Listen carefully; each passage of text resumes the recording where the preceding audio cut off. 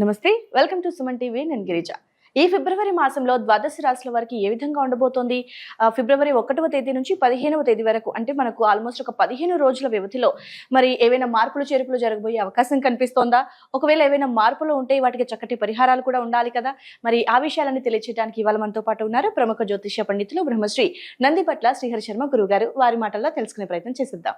గురువు గారు నమస్కారం. వాగర్థావివ సంపృక్తౌ వాగర్థ ప్రతిపత్తయే జగతః పితరౌ వందే పార్వతీ పరమేశ్వరౌ. సదాశివసమారంభాం శంకరాచార్య మధ్యమాం అస్మదాచార్య పర్యంతం వందే గురు పరంపరాం.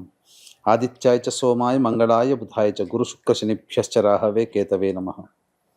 శృంగేరి జగద్గురు పీఠాధిపతులకి, కంచిపీఠాధిపతులకి నమస్కారములు తెలియజేసుకుంటూ కార్యక్రమాన్ని ప్రారంభిద్దాం. గురుగారు, ఈ ఫిబ్రవరి 1వ తేదీ నుంచి 15వ తేదీ, అంటే దాదాపుగా 15 రోజుల వ్యవధిలో ఈ వృషభ రాశి వారికి ఈ ఫిబ్రవరి మాసంలో ఏ విధంగా ఉండబోతుంది అంటారు గురుగారు? తెలియజేస్తారా?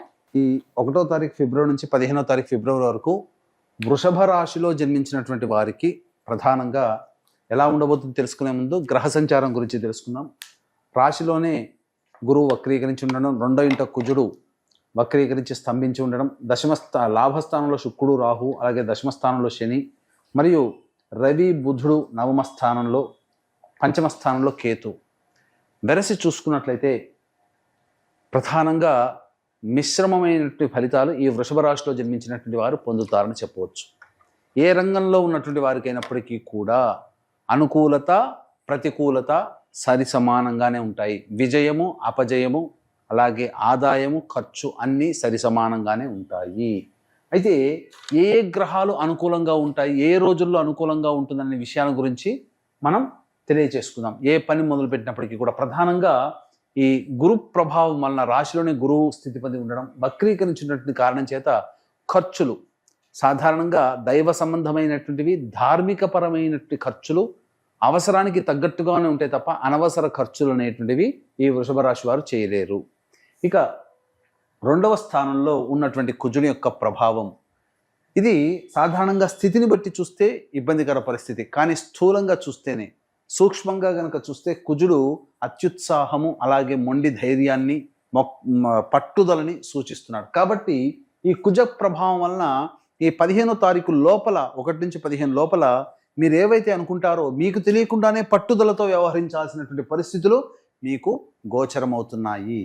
అలాగే ప్రధానంగా రవి బుధుడు నవమ స్థానంలో, ప్రధానంగా విదేశీ విద్యకు సంబంధించి చేయ ప్రయత్నాలు కొలిక్కి వస్తాయి. కోరుకున్నటువంటి సంబంధించినటువంటి విద్యాలయాల్లో మీకు ప్రవేశం లభిస్తుంది.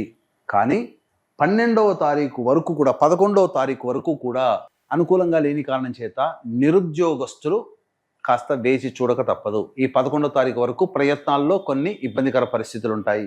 కానీ 12వ తారీఖు నుంచి మాత్రం ఈ వృషభ రాశిలో జన్మించినటువంటి వారికి మార్పులు, నిరుద్యోగస్తులకి శుభవార్త వింటారు.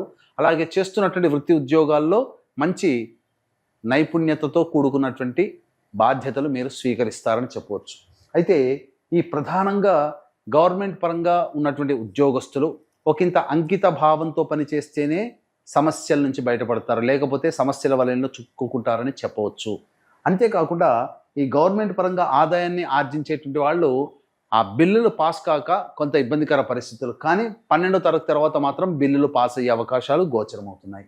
ఇక ప్రధానంగా ఈ సంబంధించినటువంటి స్త్రీలకి విశేషమైనటువంటి యోగదాయకమైనటువంటి పరిస్థితులు, స్త్రీ సౌఖ్యము, స్త్రీ మూలకంగా ఆదాయం కలిసి రావడం కానీ, అలాగే వివాహానికి సంబంధించినటువంటి చేయి ప్రయత్నాలన్నీ కూడాను కొలిక్కి వస్తాయి. గురుబలం పెరిగి ఉన్నటువంటి కారణం చేత వివాహ ప్రయత్నాల్లో అన్నీ కూడా విజయవంతం అవుతాయని చెప్పవచ్చు.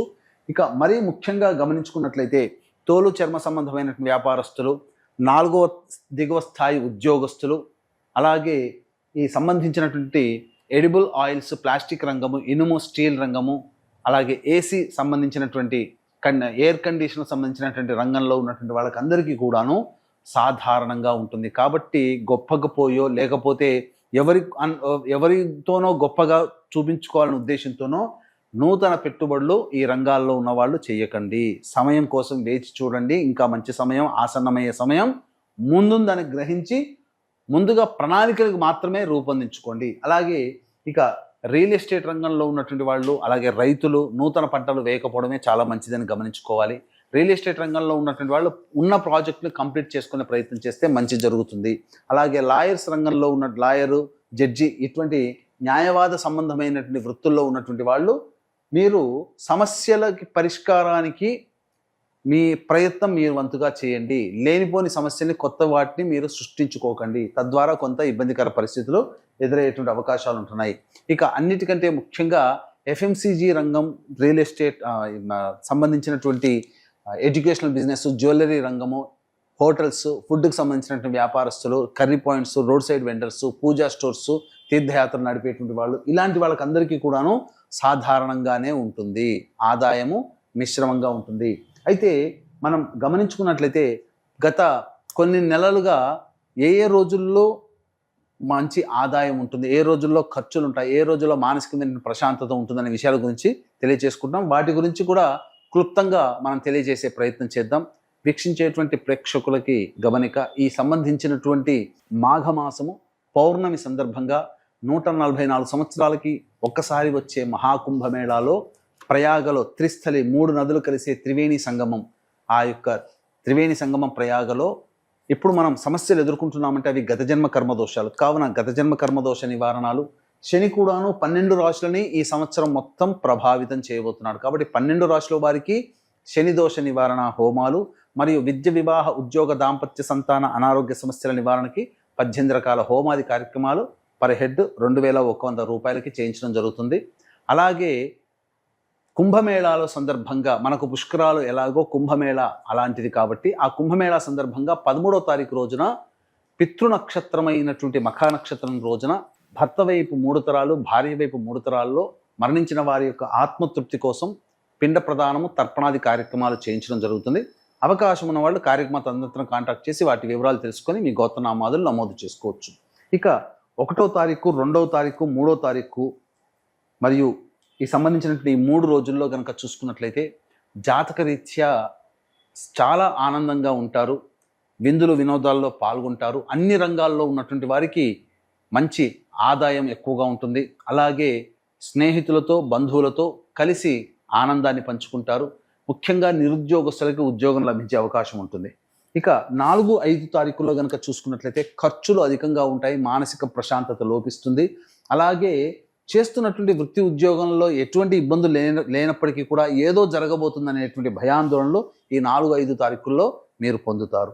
6, 7, 8 తారీఖుల్లో కనుక చూసుకున్నట్లయితే పెండింగ్లో ఉన్నటువంటి పనులన్నీ పూర్తి చేసుకుంటారు. ధనాదాయం కూడా చాలా చక్కగా ఉంటుందని చెప్పవచ్చు. ఇక 9, 10 తారీఖుల్లో కనుక చూసుకుంటే కుటుంబ సభ్యులతో వాగ్వివాదాలు పెరిగే అవకాశం ఉంటుంది. అలాగే మీరు ఉన్నత స్థానం ఉండి లేదా ఒక మంచి పనులు చేసి ఆ పనుల ప్రభావం వలన ఎదుటి వాళ్ళని చులకనగా చూసే తత్వం నుంచి బయటపడాలి. ఎందుకంటే మీకు వచ్చే సమస్యల్లో కూడా ఈ 9, 10 తారీఖుల్లో కుటుంబ సభ్యులతో మరియు ఇతరులతో మీకు వాగ్వివాదాలు పెరిగి సమస్యలు పెరుగుతాయి. ధనము కూడా ఖర్చు అధికంగా ఉంటుంది. ఇక 11, 12 తారీఖుల్లో చూసుకున్నట్లయితే నూతన వ్యక్తులు పరిచయం అవుతారు మరియు మీ యొక్క సమస్యలకి, ఖర్చులకి ఇతరుల యొక్క సహాయ సహకారాలు, సోదర సోదరీమణులతో ఆనందంగా గడుపుతారు. రాని బాకీలు కూడా వసూలవుతాయి. ఇక 13, 14, 15 తారీఖుల్లో చూసుకుంటే గృహ మరమ్మతులు, వాహన మరమ్మతులకి ఖర్చులు అధికంగా అవుతాయి. గృహ మార్పుని సూచించబడుతుంది. అలాగే తల్లిగారి ఆరోగ్యం పట్ల శ్రద్ధ వహించాలి. మీరు వాహనం నడిపేటప్పుడు జాగ్రత్తలు పాటించాలి. మీ ఆరోగ్యం పట్ల కూడా శ్రద్ధ వహించాలి. ఏ తర్వాత చెప్పొచ్చేది ఏంటంటే 4, 5, 13, 14 తారీఖుల్లో మీకు ఖర్చులు అధికంగా ఉంటాయి కాబట్టి జాగ్రత్తలు పాటించండి అని చెప్పవచ్చు. గురువుగారు, మరి వృషభ రాశి వారు ఎలాంటి పరిహారం చేసుకుంటే గనక ఈ 15 రోజుల సమయంలో వారి సమస్యల నుండి బయటపడే అవకాశం ఉంటుందంటారు గురువుగారు? ఈ యొక్క వృషభ రాశిలో జన్మించినటువంటి వారు ప్రతిరోజు దత్తాష్టకము, నృసింహ కరావలంబ స్తోత్రము ప్రతిరోజు 3 సార్లు పఠించినట్లయితే సమస్యలు పరిష్కరించబడతాయి. ఇప్పుడు చెప్పినటువంటి వాటికంటే కూడా విభిన్నంగా మీ యొక్క సమస్యలు అధికంగా ఉన్నట్లయితే మీ యొక్క జన్మజాతకంలో ఉన్నటువంటి గ్రహ దశాంతర దశల యొక్క ప్రభావాలు కావున దగ్గరలోని మంచి ఉపాసనా పరులైనటువంటి జ్యోతిష్యుని సంప్రదించి వారి సలహాలు, సూచనలు కనుక పాటించినట్లయితే మరింత మెరుగైనటువంటి జీవితాన్ని పొందుతారని చెప్పవచ్చు. ఓకే గురుగారు, రాశిపరంగా అలాగే పాటించాల్సినటువంటి పరిహారాలను కూడా వీక్షకుల కోసం చాలా చక్కగా తెలియజేశారు గురుగారు. ధన్యవాదాలు. సర్వం శ్రీ ఉమామహేశ్వర పరబ్రహ్మార్పణమస్తు.